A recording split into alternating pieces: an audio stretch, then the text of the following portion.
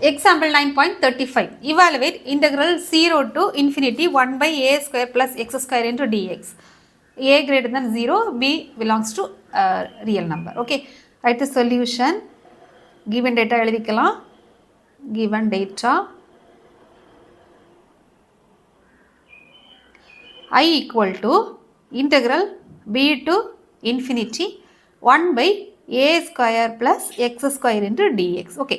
Actually இது ஃபார்முலாவை தான் கொடுத்துருக்காங்க. அதே ஃபார்முலா ஃபார்மெட்டில் இருக்கிறதுனால நம்ம ஃபார்முலாவை அப்படியே சப்ஸ்டிட் பண்ணலாம். 1 by x square plus a ஸ்கொயருக்கான ஃபார்முலா என்னது?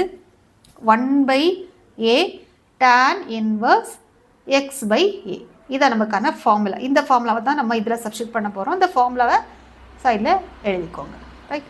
ஓகே, இப்போ நம்ம சப்ஸ்டிட் பண்ணலாம். Integral v to infinity 1 by a square plus x square into dx equal to 1 by aக்கு பதிலாக அங்கே a தான் இருக்குது. 1 by a tan inverse x by a. இப்போ லிமிட் அப்ளை பண்ணலாம். லிமிட் வந்து upper limit infinity, lower limit வந்து a. Okay, இப்போ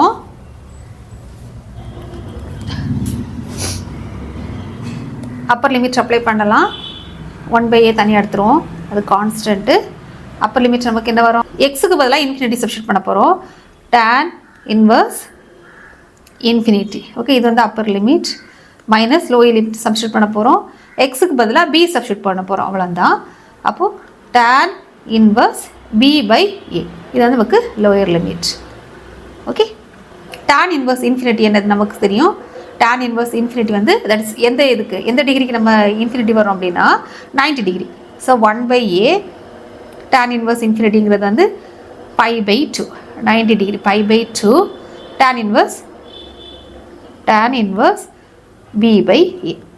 okay, இது அந்த நமக்கு ப்ராப்ளத்துக்கான ஆன்சர்.